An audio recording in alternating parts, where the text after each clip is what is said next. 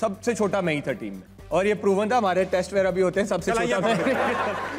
Match fixing के जुर्म में सजा याफ्ता Pakistani fast bowler Mohammad Aamir doctor की गलत दवा के बायस मौत के मुंह में जाते जाते बचे। मोहम्मद आमिर ने इंकशाफ किया है कि माजी में अंडर 19 मैच के दौरान मलेशिया में डॉक्टर्स की गलत दवाओं की वजह से इनकी तबीयत शदीद बिगड़ गई थी। तकरीबन डेथ बेड पे पहुंच गए तो डॉक्टर आपको गलत दवाएं दे रहे थे और टीम डॉक्टर उनको आई थिंक उनको पता नहीं चला। अंडर 19 खेलने के दौरान मलेशिया में डेंगू वायरस के बायस तबीयत ज्यादा बिगड़ने पर बात करते हुए इन्होंने बताया कि इस वक्त मेरी उम्र 15 साल थी और मैं टीम का सबसे छोटा खिलाड़ी था। हम मलेशिया के खिलाफ पहला मैच खेल रहे थे जब मुझे सर दर्द था। मैं फील्डिंग के दौरान ही बैठ गया था। मैंने डॉक्टर से कहा कि मुझे पैनाडोल दे दें। बुखार तेज था। इसके बाद डॉक्टर ने मुझे मैच खेलने से मना कर दिया। मोहम्मद आमिर के मुताबिक इसके बाद 3 दिन तक दवाइयों पर रहा, जिसके बाद कुआलालंपुर से जोहर भी चले गए, लेकिन तबीयत ना संभली। रात को बुखार तेज हो जाता था। इंजेक्शन और दवाइयों से बुखार कम हो जाता लेकिन उतरता नहीं था। इसके बाद मुझे टीम मैनेजर से दरख्वास्त करके अस्पताल में चेकअप के लिए ले जाया गया